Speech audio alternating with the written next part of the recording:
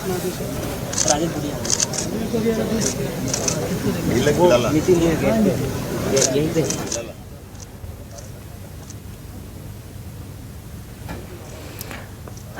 ये लाइव तस्वीरें आपको दिखा रहे हैं भोपाल से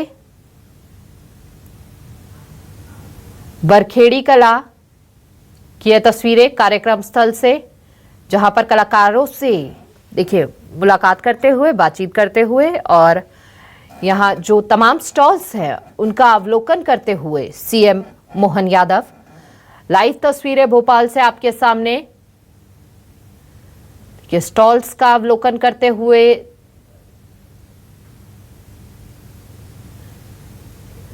कार्यक्रम स्थल पहुंचे सीएम मोहन यादव। आज बेहद बिजी स्केड्यूल है सीएम मोहन यादव का, कई कार्यक्रमों में वो शामिल होंगे, लेकिन फिलहाल ये तस्वीरें आपको दिखा रहे हैं।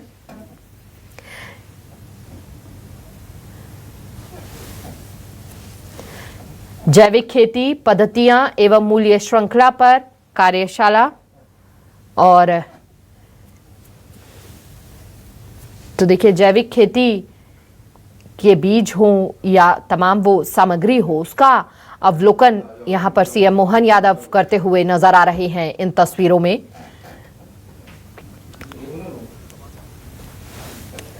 तो पद्धतियां एवं मूल्य श्रृंखला पर यह कार्यशाला है और स्टॉल की ये तस्वीरें आपको दिखा रहे हैं। वहां पर जो तमाम लोग हैं उन्हें जानकारी देते हुए, खूबियां बताते हुए दिख रहे हैं और तमाम सामग्री का अवलोकन सीएम मोहन यादव खुद स्टॉल पर करते। ये तस्वीरें आपके सामने जैविक खेती पद्धतियां एवं मूल्य श्रृंखला पर कार्यशाला आयोजित की गई है और इसकी क्या कुछ खासियतें हैं। जैविक खेती की ओर बढ़ावा देने का प्रयास लगातार सरकार ने किया है और देखिए अलग अलग स्टॉल्स पर पहुंचकर अवलोकन करते सीएम मोहन यादव की यह तस्वीरें हम आपको दिखा रहे थे। भोपाल से लाइव तस्वीरें थी।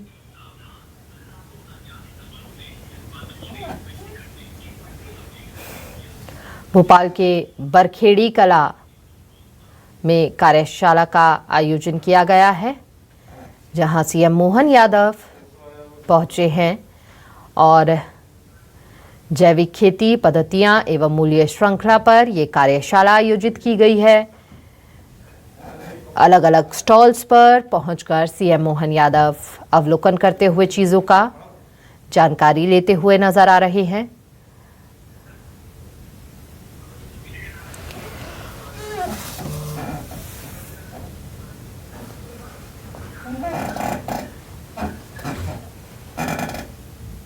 पुष्पगुच्छ भेंट कर स्वागत करेंगे। अब मैं पुनः श्री अजय गुप्ता जी से निवेदन करूंगी कि कृपया आप अपर मुख्य सचिव श्री अनुपम राजन जी का पुष्पगुच्छ भेंट कर स्वागत करेंगे। मैं निवेदन करती हूं आपसे कि कृपया आप श्री एम सेल्वेंद्र सर का स्वागत करेंगे। बहुत बहुत धन्यवाद। और अब मैं निवेदन करूंगी सचिव मध्य प्रदेश शासन किसान कल्याण तथा कृषि विभाग श्री एम सेल्वेंद्र जी से कृपया स्वागत उद्बोधन दें। जोरदार तालियां हो जाएं। माननीय मुख्यमंत्री जी, माननीय विभागीय मंत्री जी, मंच में बैठे हुए सीनियर ऑफिसर्स एंड इधर आज की कार्यशाला में आयोजन के लिए पधारे हुए सभी को नमस्कार। माननीय मुख्यमंत्री जी का इस पर्टिकुलर क्षेत्र में जो जैविक खेती सस्टेनेबल एग्रीकल्चर में काफ़ी इंटरेस्ट है एंड सर ने हम लोग को कई बार श्री अनुपम राजन जी का पुष्पगुच्छ भेंट कर स्वागत करेंगे। सबको एक साथ बुलाया। आज एंड कल हम लोग इसमें जैविक खेती को हमारा मध्य प्रदेश में कैसे बढ़ा सकता है उसके बारे में चर्चा करेंगे। कल शाम को हम लोग इस पर्टिकुलर हम लोग लगभग सभी जिला में काम लेंगे। उसमें किस जिला में किस प्रकार का काम करना है उसका रणनीति आज तय हो जाएगा, कल तय हो जाएगा। उसके बाद हम लोग जिला में क्रियान्वयन करेंगे। क्योंकि माननीय मुख्यमंत्री जी का समय इधर कम है एंड उनका दूसरा कार्यक्रम में भी जाना चाहता है। मैं इसके साथ में मेरा स्पीच के लिए पधारे हुए सभी को नमस्कार। माननीय मुख्यमंत्री जी का इस पर्टिकुलर क्षेत्र में जो जैविक खेती सस्टेनेबल एग्रीकल्चर में काफ़ी इंटरेस्ट है एंड सर ने हम लोग को कई बार निर्देश दिया है, उसके अनुरूप हम लोग ने आज किसान संगठन, समुदाय से जुड़ा हुआ संस्था, वैज्ञानिक और इंडस्ट्री सबको एक साथ बुलाया। आज एंड कल हम लोग इसमें जैविक खेती को और मध्य प्रदेश शासन के यशस्वी मुख्यमंत्री परम आदरणीय डॉक्टर मोहन यादव साहब, हमारे अपर मुख्य सचिव उद्यानिकी अनुपम राजन जी, सचिव किसान कल्याण कृषि विभाग श्री एम सेल्वेंद्रम जी, संचालक कृषि श्री अजय गुप्ता जी। भाइयों, आज का ये कार्यक्रम बढ़ती हुई बीमारी पर रोक लगाने के लिए हमारे प्रदेश में हमारे देश के यशस्वी मुख्यमंत्री आदरणीय मोदी जी के नेतृत्व में ये सारे देश में जैविक खेती पर जोर देना और हमारे प्रदेश में माननीय मुख्यमंत्री जी के नेतृत्व में जैविक खेती और हमारे किसान का सभी समाज के वर्गों को बीमारियों से कैसे बचाया जाए, एक तरीके से इसका प्रचार प्रसार के माध्यम से आज हम लोगों ने ये आयोजन रखा है। आपको मालूम है कि देश में गंभीर बीमारी फैल रही है, चाहे वो कैंसर हो, टीबी तो कमजोर हो गई है, चाहे डायबिटीज हो, चाहे हार्ट अटैक हो, अन्य जानलेवा जैसी बीमारियों को रोकथाम के लिए हमारे देश के लोकप्रिय प्रधानमंत्री श्रीमान नरेंद्र मोदी जी के नेतृत्व में इस प्रकार के और प्रदेश में हमारे प्रदेश के लोकप्रिय मुख्यमंत्री डॉक्टर मोहन यादव साहब के नेतृत्व में इस प्रकार के आयोजन हम करने जा रहे हैं। कुछ वाचक मुझे दिया है, मैं उसको पढ़ के सुनाना चाहूँगा। वर्तमान खेती में रासायनिक उर्वरक, खरपतवार नाशकों व कीटनाशक पेस्टिसाइड के बढ़ते उपयोग के कारण भूमि एवं वातावरण में हानिकारक तत्वों को मात्रा बढ़ोतरी हो रही है, जिसके कारण पर्यावरण मुद्रा, उर्वरकता तथा मानव स्वास्थ्य पर बुरा प्रभाव पड़ रहे हैं। पर्यावरण उपभोक्ताओं के स्वास्थ्य की रक्षा के लिए कृषि में रासायनिक उर्वरक तथा कीटनाशकों के अंधाधुंध प्रयोग के हतोत्साहित करने के लिए जैविक खेती को बढ़ावा दिया जाना आवश्यक है। इस हेतु आज से ही 2 दिवसीय कार्यशाला का आयोजन किया जा रहा है। कार्यशाला में जैविक कपास, फल, सब्जियां एवं अन्य फसलों हेतु जैविक खेती पद्धति एवं उत्पादित उत्पादों के मूल श्रृंखला विकसित करने हेतु विस्तृत चर्चा कर प्रदेश के लिए रणनीति तैयार की जाएगी। इस कार्यशाला में भारत सरकार के वरिष्ठ अधिकारी, वैज्ञानिक, संबंधित विभाग के वरिष्ठ अधिकारी, एफपीओ एवं जैविक खेती के में कार्य करने वाली संस्था, कंपनी के प्रतिनिधियों के द्वारा भाग लिया जा रहा है। वर्ष 2024-25 में भारत सरकार से प्रदेश में योजनाओं को विकसित क्रियान्वयन हेतु 9 सर्विस प्रोवाइडर को सूचीबद्ध कर 33 जिलों में 1 लाख एकड़ में से जैविक खेती कार्यक्रम किया जा रहा है। भारत सरकार द्वारा प्राकृतिक खेती हेतु दिसंबर 2024 में राष्ट्रीय प्राकृतिक खेती मिशन योजना प्रारंभ की गई है। योजना अंतर्गत भारत सरकार द्वारा प्रदेश को 2 लाख के हेक्टेयर क्षेत्र में प्राकृतिक खेती हेतु लक्ष्य प्रदान किए गए हैं, जिसके अनुसार योजना क्रियान्वयन किया जा रहा है। प्रदेश में जैविक एवं प्राकृतिक खेती के विकास हेतु अशासकीय संस्थाओं का सहयोग लिया जा रहा है। विभाग द्वारा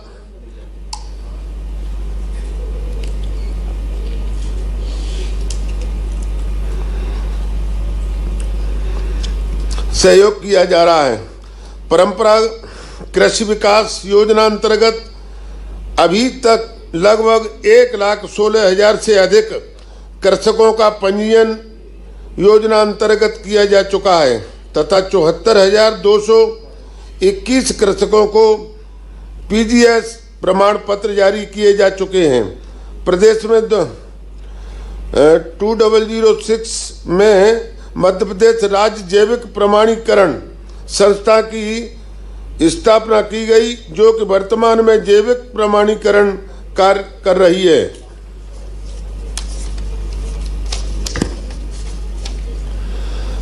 प्रदेश में अपीडा अंतर्गत 11,48,000 हेक्टेयर फसल उत्पादन क्षेत्र एवं वनोपज संग्रह क्षेत्र सहित कुल 20,55,000 हेक्टेयर जैविक क्षेत्र पंजीकृत है। पीजीएस उन्होंने बहुत अच्छा छोटा सा उत्तर दे दिया इसका। उन्होंने कहा प्राकृतिक और जैविक में क्या अंतर है। मैंने उनके ढंग से समझना चाहा, उन्होंने मुझे जो समझाया, उन्होंने कहा जो अपने खाने के काम आए वो प्राकृतिक और जो विदेश का खाने वाले आए वो जैविक।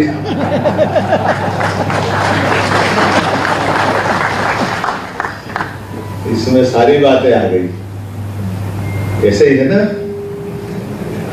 कि हमारे ज्ञान से हम हमारी खेती कर लें, हमारी व्यवस्थाओं के बलबूते पर, जिसका आधार गोमाता हो, गोमूत्र, और जैसे हम इससे बाहर जाते हैं तो उनका अलग से पैरामीटर से उनकी अपनी बात होगी, लेकिन दोनों में से कॉमन चीज यही है कि अंततः केमिकल से बचना है। रसायनों का अनावश्यक उपयोग ये हमारी सारी व्यवस्थाओं को बिगाड़ रहा है। और मैं मान के चलता हूँ कि खास करके दुनिया में जिस प्रकार से अभी हम सब इस बात को महसूस करते हैं, लेकिन मैं भी लगातार उद्योगों के लिए जो विदेश में भी गया हूँ। अपने प्रदेश में कॉटन का देश के आधार पर कितना बनता उत्पादन होता है? कॉटन पूरे देश का आधा हमारे यहाँ से। जोरदार अभिनंदन करो अपने आप के लिए। और इसीलिए हम इस अभियान में भी लगे हैं। जैविक को केवल खेती से बढ़ा सकते हैं, अच्छी बात है, जरूर बढ़ाना चाहिए, लेकिन जैविक हो, प्राकृतिक हो, इसको बाजार भी हमारे यहाँ से उपलब्ध हो जाए और बाजार में भी उत्पाद की स्थिति में चला जाए। अब ये दोनों तरह की चुनौतियां हमारे सामने हैं। एक तरफ केमिकल का आकर्षण, बहुत सारी बातें हैं, और दूसरा ये रास्ता है।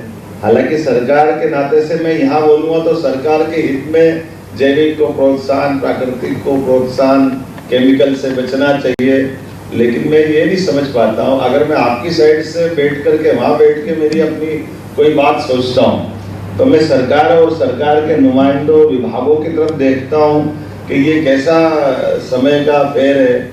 हम आज से कुछ साल पहले यहीं बैठ के सुनते थे कि ये डालो NPK और ये फास्फोरस डालो, ये यूरिया का लाभ है और ये कीटाणुनाशक है, क्या क्या सुनते थे। लेकिन समय ने पलटा खाया तो अल्टीमेटली हम वहाँ आ गए। जैसे हम सब जानते हैं कि पहले स्किन जल जाती थी, चमड़ी कोई भी कारण से जल गई तो डॉक्टर के पास जाओ तो उसके पहले वो बड़े एलोपैथी वाले कहते पानी मत डालो, पानी मत डालो, पानी मत डालो, सब बिगाड़ देगा, ये हो गया। अब कहते पानी डालो, पानी डालो, तो पहले से डाल रहे, उनको नहीं मालूम, उनको क्या मालूम। ये तो हमारी व्यवस्थाओं के आधार पर ये अच्छी बात है कि आप दुनिया हमारी तरफ देख रही है। और इसलिए जब मैं इसके आंकड़े देख रहा था तो मुझे बहुत अच्छा लगा कि ये हमारी न केवल स्वास्थ्य के लिए है बल्कि अपनी पृथ्वी माता के लिए भी अच्छा है। और उसी नाते से पूरे देश के आधार पर, चूंकि मैं अभी बीच में जर्मनी गया था, जापान भी गया था, तो अलग अलग प्रकार से वहाँ पर एग्रीकल्चर ग्रोथ रेट के आधार पर जो उनकी अपनी आवश्यकता है, हमारे लिए वो सब उसी बात पे जा रहे हैं। खास करके ये जो रेडीमेड गारमेंट्स वाली इंडस्ट्रियों में, जिसमें 15 से 20% कपास अपने यहाँ होता है, और ये बात भी सही कि कपास केवल कपास होता था, लेकिन कुछ चीज़ें ऐसी भी है जिन पे हमको निर्णय करने की जरूरत भी है। मैं मान के चलता हूँ कि लगभग 11.48 लाख हेक्टेयर में जैविक खेती अपने यहाँ हो रही है, और ये डिंडोरी, मंडला, बालाघाट, छिंदवाड़ा, बैतूल, कटनी, उमरिया, अनूपपुर, ये जैविक के मूल आधार हैं। लेकिन धार झाबुआ भी तो होगा इसमें, धार झाबुआ भी है ना, वो प्राकृतिक खेती है क्या? पर ये मैं अपने आप में मुझे बड़ा रोमांच भी हो रहा है और मजे भी आ रहा है कि खास करके हमारे यहाँ जो मैं आंकड़े देख रहा था कि भारत सरकार से प्रदेश में 33 जिलों में 1 लाख एकड़ में जैविक खेती की जा रही है, और अपना प्रयास रहे कि आने वाले समय में ये कम से कम 5 लाख होना चाहिए। हो सकती कि नहीं हो सकती? आपको टारगेट बड़े रखना पड़ेगा। क्या टारगेट रखे हैं अभी अपन ने? पिछले साल कितना था? कितना? अब की बार 1 लाख, अगले साल 2 लाख करना, उसके साल अगले साल 4 लाख करना, लगातार बढ़ाना है। सरकार की कोई इसमें कहीं किसी प्रकार की कोई कंफ्यूजन नहीं है, सीधी लाइन है। इसके कई कई गुना फायदे हैं, लेकिन ये भी कर सकते हो जो जैविक और प्राकृतिक खेती कर रहा है उसको हम अपने सोलर पंप भी देंगे, ताकि वो अपने बलबूते पे चल करके अपना स्वयं का बिजली के बिल से भी मुक्ति पाए। और खास करके ट्राइबल के बेल्ट में ये बड़ी दिक्कत है, लाइनें बिछाना, बाकी सारी चीजें करना है ना, इसकी कठिनाई। तो इस तरह से भी आप प्लान कर सकते। हमारा प्रयास है कि हर हालत में जैविक खेती को, प्राकृतिक खेती को अपने पैरों पे खड़ा करना, उनके लिए जो बन सकता है जरूर करेंगे। मैं आज तो चूंकि थोड़ा समय की कमी है, लेकिन फिर भी मैं मान के चलता हूँ आप जब दिन भर बैठेंगे तो हमारे यहाँ चूंकि ये उद्योग वर्ष घोषित किया है, और मैं स्पष्ट रूप से मानता हूँ कि उद्योग की बात अगर हम कर रहे हैं तो उद्योग की बात मायने हो सकती है, दूसरी सारी चीजें हो सकती है, लेकिन कृषि आधारित राज्य में कृषि को छोड़ के उद्योग की बात करेंगे तो बेईमानी हो जाएगी। हमको अगर इस भाव से सोचना है तो आने वाले समय में हमारे अपने ये चारों क्षेत्रों में, खास करके मध्य भारत, महाकौशल, मालवा और चंबल, इसके बेल्ट में हमारे ये पूरे साल का प्लान बनाए, और कमर से जैसे पिछली बार हमने इंडस्ट्रियों की बात की, इस बार शुद्ध रूप से कृषि आधारित उद्योगों की बात करेंगे। उसको नीचे तक कैसे फैलाएं, कैसे बढ़ाएं, कहाँ तक ले जा सकते हैं, उस तरह से। और खासकर कृषि आधारित उद्योगों के लिए भी जिस प्रकार की, जैसे मैंने कृषि खेती की बात की कि खेती के आधार पर हम अपना टारगेट बना लेके चल रहे हैं, उसी आधार पर इन उद्योगों का भी टारगेट लेके चलिए। मैं अनुपम राजन जी और सर्वेंद्र जी दोनों बहुत सुयोग्य अधिकारी, मैं मान के चलता हूँ कि ये एग्रीकल्चर बेस्ड इंडस्ट्री का ज़्यादा कोई मुझे लगता है कि बहुत बड़ा खर्चा भी नहीं होता है, लेकिन सरकार के द्वारा जितना प्रमोशन कर सकते हैं, जितना प्रोत्साहन दे सकते हैं, वो सारा प्रोत्साहन देने के लिए तैयार रहेंगे। और नवीन तकनीकों के बलबूते पर जिनमें हमारी खेती के आधार पर कृषि की उत्पादकता का फर्क पड़े, लेकिन ये बात भी सही है कि जो हमारी प्राकृतिक व्यवस्थाओं पे भी दोनों का तालमेल करते हुए अभी कितनी अच्छी अच्छी प्रकार से वहाँ आपके स्टॉलों पर देसी हल्दी की और आमा हल्दी की क्या क्या तरीके निकाल दिए हैं। तो नवीन तकनीक के आधार पर उन्नत बीजों की स्थिति बने, लेकिन खेती का तरीका अपना जैविक ही रहना चाहिए, उसमें केमिकल को हतोत्साहित करें। और कोई कोई गांव या कोई ब्लॉक भी ले सकते हैं, तो गांव या ब्लॉक को भी हम प्रोत्साहन देंगे, जिलों को भी प्रोत्साहन देंगे कि उस जिले में हम अब 2-4-10 बचे हैं उनको भी प्रेरित कर दे, तो एक आदर्श जिला, आदर्श ब्लॉक, आदर्श गांव बने। ये लगातार बढ़ाने की जरूरत है।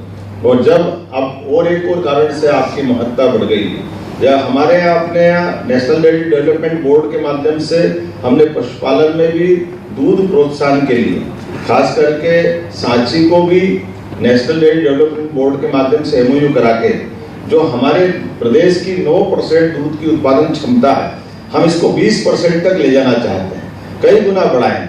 और इसीलिए आपके आसपास में भी यहाँ जिस ब्लॉक में अभी हमने कहा कि स्वयं सहायता समूह के माध्यम से गौशालाओं का संचालन, और इसलिए गौशालाओं को बढ़ाना, पशुपालन को बढ़ाना, दूध पे बोनस चालू करना, कई प्रकार से इसको काम करना है। तो ये एक दूसरे के पूरक कि वैसे तो किसान की आमदनी, रोजमर्रा की आमदनी तो दूध और फल फूल सब्जी से होती है, बाकी फसल तो अपने अपने फसल चक्र में होती है।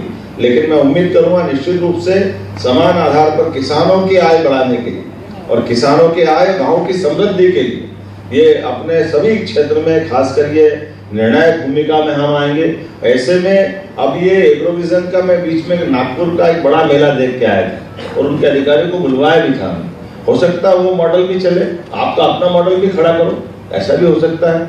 लेकिन अभी से आने वाले समय में हमारे अपने बड़े बड़े महानगरों में केवल कृषि आधारित व्यवस्था के आधार पर आसपास के जिलों से जोड़ते रहे, अर्थात जैसे चंबल, जबलपुर या मालवा में आप बात करोगे या भोपाल में करेंगे तो ये जैसे धीरे धीरे अपना वन मेला बहुत लोकप्रिय हो गया। आने वाले समय में हमारे जैविक उत्पादों के मेले या इस प्रकार की व्यवस्था को जोड़ करके आप जरूर देखें, जिसमें हमारे परंपरागत मेलों के अंदर की स्थिति भी अब धीरे धीरे उस प्रकार से जीवंत करने की जरूरत है। जैसे उज्जैन में कार्तिक मेला लगता था या भी विक्रमादित्य का विक्रमोत्सव मेला लगता है, ऐसे इस आधार पर भी जहाँ बड़े पैमाने पे लोगों का आवागमन भी होता है और जागृति फैलाने में हमारा इस बड़ी योजना का एक तरह से लाभ मिल सकता है।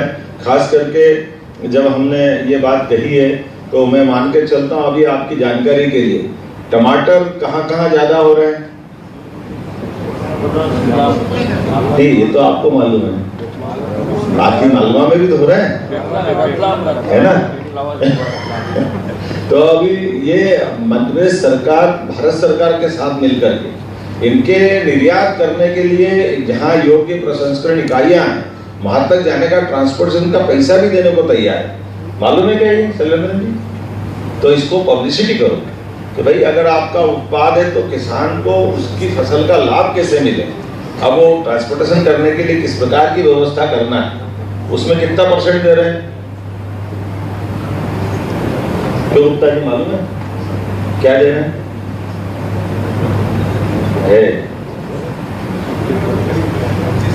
मेरा यही कहना है, खरीद भी रहे हैं और माल को पहुंचाने का ट्रांसपोर्टेशन का पैसा भी दे रहे हैं। अरे नहीं तो मालूम है किसान ले जा रहा है, पर किसान को निर्यात का भाड़ा दे देंगे तो मना करेगा, है? यही तो कह रहा हूँ। तो ये भारत सरकार माननीय मोदी जी के द्वारा जितना प्रोत्साहन दे रहा है, ये सारी योजनाओं का तुरंत अपने पास कलेक्शन होना चाहिए और नीचे तक उसकी जानकारी कैसे बांटे, तो हमारे लिए सारी व्यवस्थाओं का आधार बनेगा। इसी प्रकार से ब्लॉक वाइज हमारे अपने आप अगर आज बैठेंगे तो मोटे तौर पर पूरे प्रदेश का नक्शा लेकर के बैठ करके हमारे किन किन ब्लॉक में, किन जिलों में, किन जोन में, किन स्तर पर क्या क्या फसलें होती हैं और उन फसलों के आधार पर कौन कौन से उद्योग कहाँ लगना चाहिए। अभी हमने अपने औद्योगिक पॉलिसी में इस बात को भी जोड़ा है कि जहाँ बिल्कुल उद्योग विहीन है वहाँ विशेष पैकेज दे रहे हैं। तो हम ये चाहेंगे कृषि आधारित उद्योग पहले लगे, क्योंकि कहीं कुछ होता हो ना होता हो 55 जिलों में ये गारंटी है कि वहाँ कृषि तो होती होती, ये तो पक्का, मैं गलत तो नहीं कह रहा हूँ। तो जब कृषि आधारित हमारा डिंडोरी, मंडला, बालाघाट, बाकी बड़े उद्योग माइनिंग खोदेंगे करेंगे, लेकिन ये तो अपनी वापस नैसर्गिक व्यवस्था के आधार पर वैसे ही आनंद आता है। तो उम्मीद करूंगा कि आज आप दिन भर विचार विमर्श करेंगे और अच्छा निष्कर्ष निकालेंगे और अलग अलग 3-4 तारीख भी तय कर लेंगे। फिर जहाँ एक बड़ा अपनी आवश्यकता एक बड़ा एग्रोविजन मेला लगाते हैं तो आसपास के 8-10 जिलों में, 15 जिलों में वहाँ के बाद कार्यशाला बनते हुए जिलों के आधार पर कुछ जिलों को हाथ में लेकर के उसमें हम वहाँ कैसे किस प्रकार से प्रोत्साहन देते हैं, क्योंकि हो सकता है कोई जिला छोटे भी हैं लेकिन जिले का अपना हार्टिकल्चर विभाग तो वहाँ है, एग्रीकल्चर तो है, ऐसा तो नहीं है। तो एग्रीकल्चर, हार्टिकल्चर और बाद में कृषि समूह जो आपके FPO वगैरह बने, इनका मिलजुल करके वहाँ भी ये माहौल बने। कुल मिलाकर के ये अपने लिए अच्छा समय है, सही समय है। माननीय मोदी जी का ध्येय वाक्य है ना, यही समय है, सही समय है। हम आज जिस जगह हैं उससे कई गुना आगे बढ़ेंगे। मेरी अपनी ओर से आप सबके प्रति शुभकामना, बधाई, बहुत बहुत धन्यवाद। बहुत बहुत धन्यवाद माननीय मुख्यमंत्री जी। आपके दिखाए हुए मार्ग पर हम चलेंगे, जरूर ही अपनी मंजिल को प्राप्त करेंगे। और अब मैं धन्यवाद उद्बोधन के लिए आमंत्रित करती हूँ श्री अजय गुप्ता जी को। प्रिपेयर जोरदार तालियां हैं श्री अजय गुप्ता जी, संचालक किसान कल्याण मंत्री श्री विकास। आज की कार्यशाला में उपस्थित प्रदेश के यशस्वी माननीय मुख्यमंत्री, माननीय कृषि मंत्री, अपर मुख्य सचिव महोदय,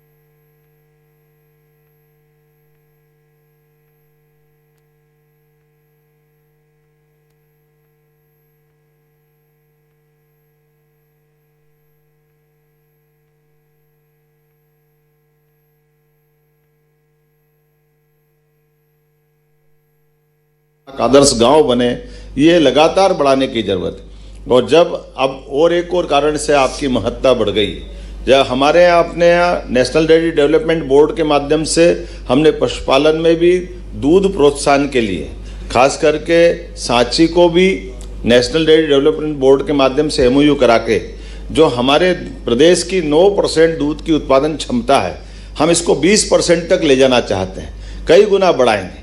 और इसीलिए आपके आसपास में भी यहाँ जिस ब्लॉक में अभी हमने कहा कि स्वयं सहायता समूह के माध्यम से गौशालाओं का संचालन, और इसलिए गौशालाओं को बढ़ाना, पशुपालन को बढ़ाना, दूध पे बोनस चालू करना, कई प्रकार से इसको काम कर रहे हैं। तो ये एक दूसरे के पूरक है कि वैसे तो किसान की आमदनी, रोजमर्रा की आमदनी तो दूध और फल फूल सब्जी से होती है, बाकी फसल तो अपने अपने फसल चक्र में होती है। लेकिन मैं उम्मीद करूंगा निश्चित रूप से समान आधार पर किसानों की आय बढ़ाने के लिए और किसानों की आय और गांव की समृद्धि के लिए ये अपने सभी क्षेत्र में खासकर ये निर्णायक भूमिका में हम आएंगे।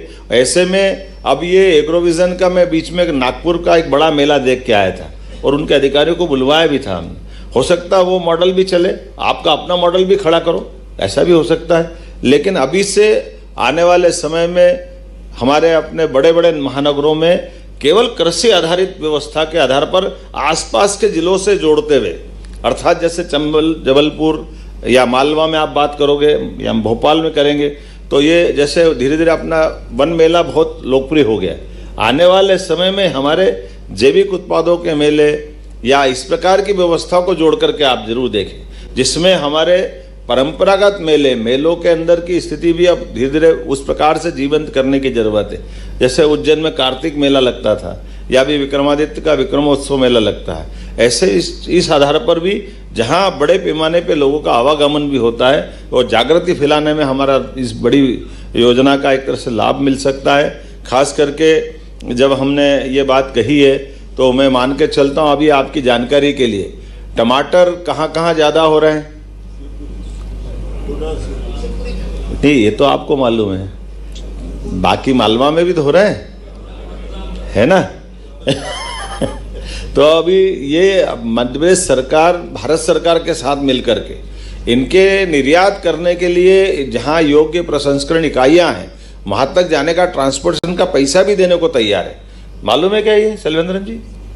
तो इसको पब्लिसिटी करो कि भाई अगर आपका उत्पाद है तो किसान को उसकी फसल का लाभ कैसे मिले। अब वो ट्रांसपोर्टेशन करने के लिए किस प्रकार की व्यवस्था करना है, उसमें कितना % दे रहे हैं? क्यों गुप्ता जी मालूम है क्या दे रहे हैं?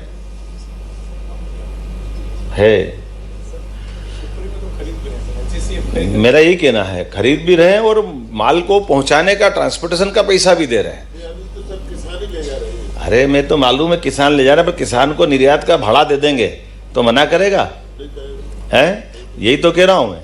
तो ये भारत सरकार माननीय मोदी जी के द्वारा जितना प्रोत्साहन दे रहा है, ये सारी योजनाओं का तुरंत अपने पास कलेक्शन होना चाहिए और नीचे तक उसकी जानकारी कैसे बांटें, तो हमारे लिए सारी व्यवस्थाओं का आधार बनेगा। इसी प्रकार से ब्लॉक वाइज हमारे अपने, आप अगर आज बैठेंगे तो मोटे तौर पर पूरे प्रदेश का नक्शा लेकर के बैठ करके हमारे किन किन ब्लॉक में, किन जिलों में, किन जोन में, किन स्तर पर क्या क्या फसलें होती है और उन फसलों के आधार पर कौन कौन से उद्योग कहाँ लगना चाहिए। अभी हमने अपनी औद्योगिक पॉलिसी में इस बात को भी जोड़ा है कि जहाँ बिल्कुल उद्योग विहीन है वहाँ विशेष पैकेज दे रहे हैं। तो हम ये चाहेंगे कृषि आधारित उद्योग पहले लगे, क्योंकि कहीं कुछ होता हो ना होता हो 55 जिलों में ये गारंटी है कि वहाँ कृषि तो होती, ये तो पक्का है। मैं गलत तो नहीं कह रहा हूँ। तो जब कृषि आधारित हमारा डिंडोरी, मंडला, बालाघाट, बाकी बड़े उद्योग माइनिंग खोदेंगे करेंगे, लेकिन ये तो अपनी वापस नैसर्गिक व्यवस्था के आधार पर वैसे ही आनंद आता है। तो उम्मीद करूंगा कि आज आप दिन भर विचार विमर्श करेंगे और अच्छा निष्कर्ष निकालेंगे और अलग अलग 3-4 तारीख भी तय कर लेंगे।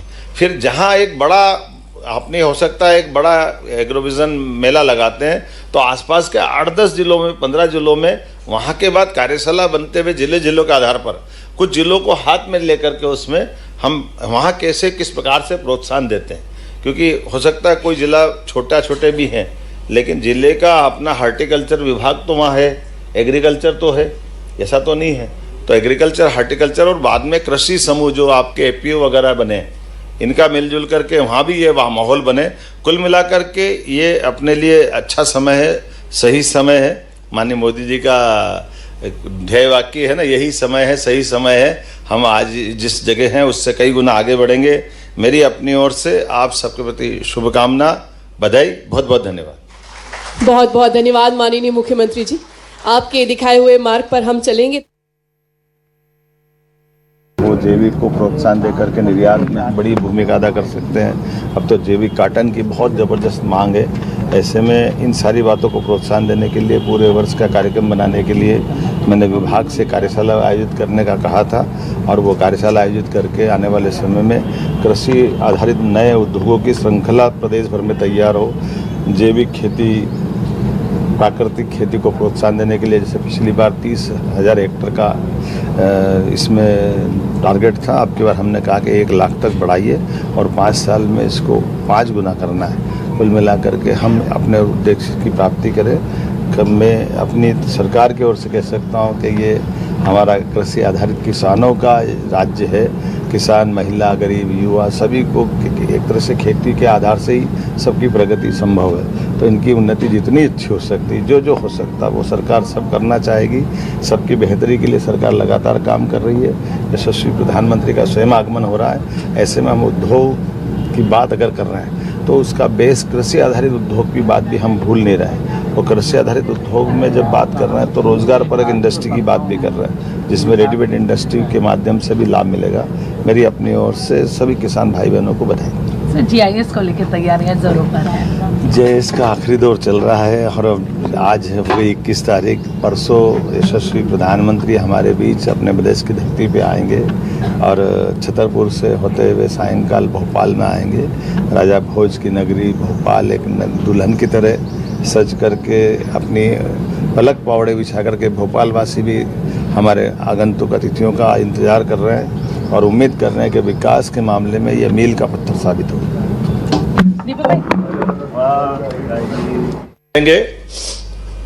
तो मोटे तौर पर पूरे प्रदेश का नक्शा लेकर के बैठ करके हमारे किन किन ब्लॉक में, किन जिलों में, किन जोन में, किन स्तर पर क्या क्या फसलें होती है और उन फसलों के आधार पर कौन कौन से उद्योग कहाँ लगना चाहिए।